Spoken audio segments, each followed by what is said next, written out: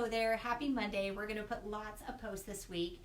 We're super excited. It's Valentine's week, and we are going to continue to talk about the skin, and I will continue to talk about the genitalia because that is where I've spent a quite extent amount of my life. Okay, so the subject today, and stay tuned for Kenny's post this afternoon about the skin because I'm all about the vagina. So today the vagina is cool. So number one of the things we wanted to talk about is the regenerative nature of the vagina. So what the heck, how the heck does the vagina regenerate itself? Well, I have spent a ton of time in there, and let me tell you, it heals up amazing. Of all the places I've operated on the body, it's like one of the fastest and the most forgiving areas, and we're built to have that happen, because think about it, it's built for babies to come out, honestly. And so you think about how significant an event that is and how fast it heals and it kind of finds its way back. I mean, that is so cool.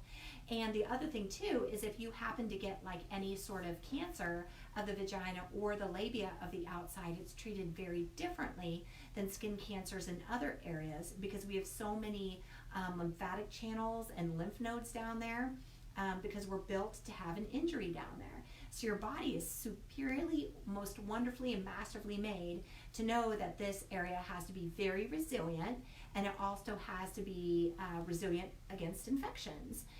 And so really, if you just study the anatomy and understand the anatomy, that's the conclusion that we would come to. So that is so cool. So how do you help the vagina? You can help the vagina with hormones. You can help the vagina with surgery. You can help the vagina by treating it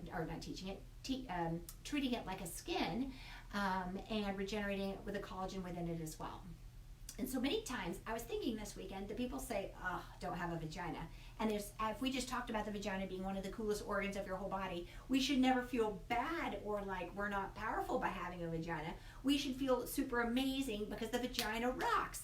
I mean, no other organ system of our body is so terribly and amazingly resilient. So if you have a vagina, you are amazing. If you don't, you're still amazing. But anyway, don't feel like being a female makes us not super strong, because we are. And so the other thing I was going to talk about as well is the emotion that comes up when we talk about the vagina.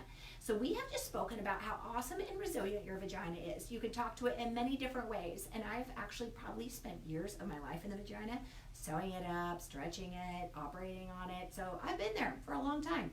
And so I have absolutely no emotion other than kind of awe when I talk about it. But I know when I talk about it with other people, people can turn red. They can feel emotional.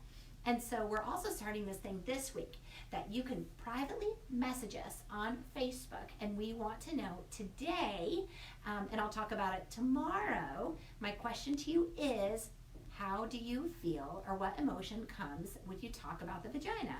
Because I want to start to talk about these principles, hopefully demystify them and make them feel less negatively emotional, because we should feel good about our sexual organs. So please privately message us and tell us what you say. We're not going to say your name or anything like that. I just want to tabulate them and talk about them.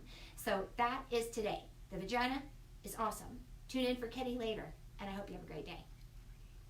And every day I'll be on talking about another thing about the female anatomy, because it's awesome and it's Valentine's week.